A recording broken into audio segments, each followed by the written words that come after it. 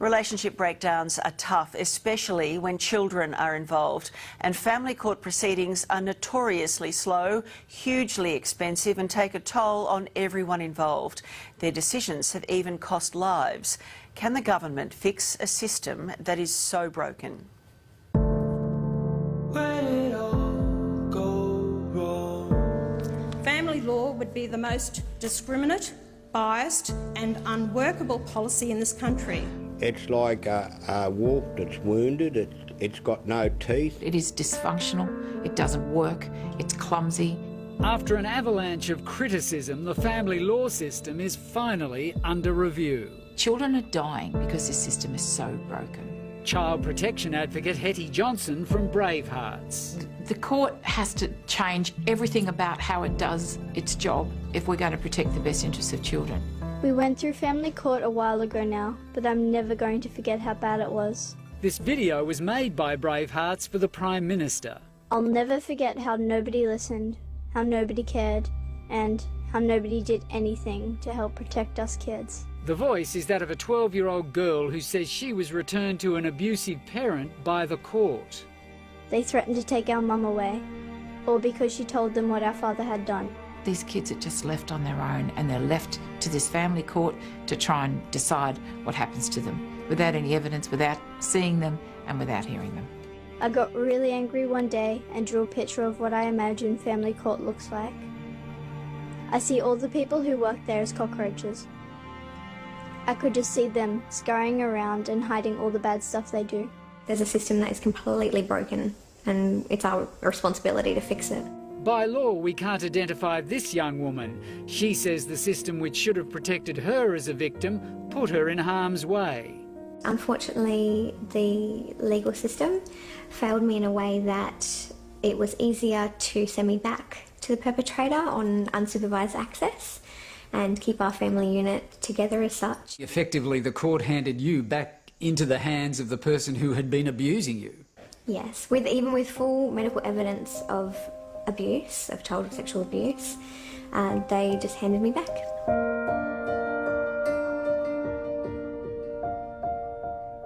The court routinely disbelieve children, throw their evidence out. Hetty Johnson gathered evidence and took it to Canberra. Case studies like this one of a 19-year-old who says she ended up with post-traumatic stress disorder because her abusive parent locked her in a cage. I've been seeing counsellors since I was 7 years old because of the suffering I continued to go through for years because of the family courts, who kept sending me back to an abusive father time after time. Do I think it's working? No, I don't. I think the whole system is broken. Senator Pauline Hanson is another outspoken critic of the system. A lot of men are actually suiciding, their lives are destroyed, they are destitute and they're distraught over losing their children. Basically, I've been fighting for custody for my son for the last 2 years. We started when he was 3 months old. I've been accused of domestic violence with no evidence. This dad, who now has custody of his son, says the court system is too slow and too expensive. I've spent about $100,000 in the last 2 years. $100,000 could go a long way with his childcare, his future schooling, and to keep a roof over his head. The courts are underfunded and there's not enough judges around to be able to go around. Barry Williams from the Lone Fathers Association says often warring partners lie to the court and don't get punished. There's no perjury within the family law court where people are, what I was trying to say, people are not punished for lying, and they can lie about their partner being violent or something, knowing that they will be stopped seeing their children. And even when the court orders supervised visits for parents, it's alleged children are still being put in danger. These videos are proof that the system really is failing kids who are at risk. Private investigator Natalie Evans has captured vision of supervised access visits where supervisors don't appear to be doing their job.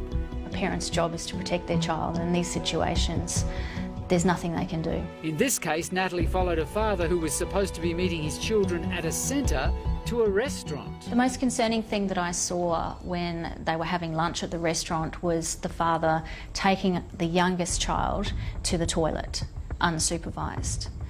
They were gone for 5 to 10 minutes. The supervisor remained at the table and didn't seem concerned at all about the father doing that. And obviously that is a no-no.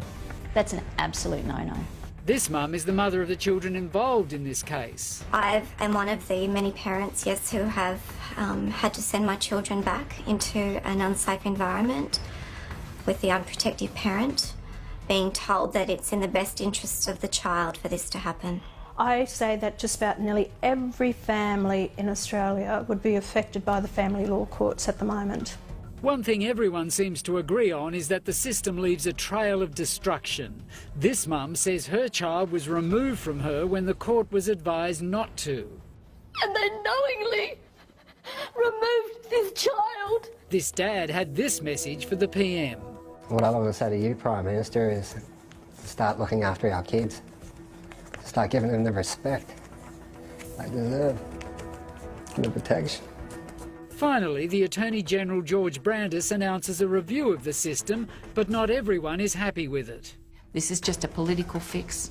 This has got nothing to do with children. This is everything to do with votes and political wellness. And meanwhile, our children will continue to suffer, and so will their parents. Hetty Johnson wanted a royal commission, which she says would have more power.